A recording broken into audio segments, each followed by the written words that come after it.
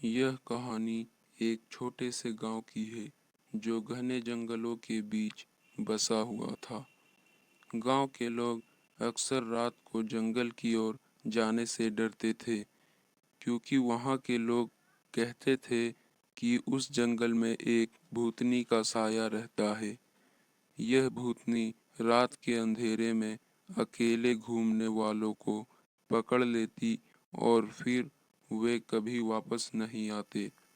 एक दिन गांव के 3 दोस्त राहुल, सुनील और विजय ने सोचा कि वे इस भूतनी की कहानी की सच्चाई जानने के लिए जंगल में जाएंगे।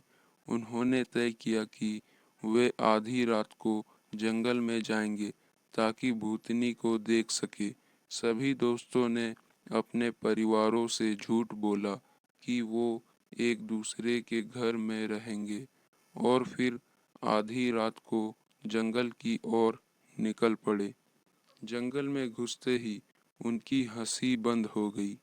चारों ओर अंधेरा और सन्नाटा था। अचानक उन्हें दूर से एक औरत की हंसी सुनाई दी। वो हंसी इतनी डरावनी थी कि तीनों के रोंगटे खड़े हो गए, लेकिन वे एक दूसरे को हिम्मत बंधाते हुए आगे बढ़ते गए। थोड़ी दूर चलने पर उन्होंने देखा कि एक सफेद साड़ी पहनी औरत पेड़ के नीचे बैठी थी। उसके बाल बिखरे हुए थे और चेहरा नीचे की ओर झुका हुआ था। राहुल ने हिम्मत करके उस औरत से पूछा, आप कौन है और यहाँ क्या कर रही है? लेकिन उस औरत ने कोई जवाब नहीं दिया। अचानक वो औरत उठी और हवा में गायब हो गई।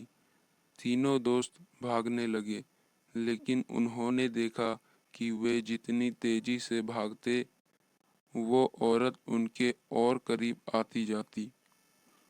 आखिरकार वे गांव के करीब पहुंचे और वहां की एक पुरानी मीनार में छिप गए। लेकिन उस मीनार के अंदर और भी खौफनाक दृश्य था। वहां दीवारों पर खून के धब्बे थे और अजीब अजीब सी आवाजें आ रही थी। तीनों दोस्तों ने डर से कांपते हुए रात वहीं बिताई।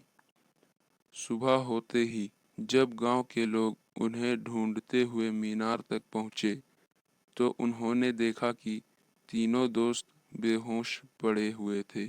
उन्हें तुरंत अस्पताल ले जाया गया, लेकिन उनमें से एक भी कुछ बोल नहीं पा रहा था। जब वे तीनों होश में आए, तो वे हमेशा के लिए गूंगे हो गए। इस घटना के बाद उस जंगल को हमेशा के लिए बंद कर दिया।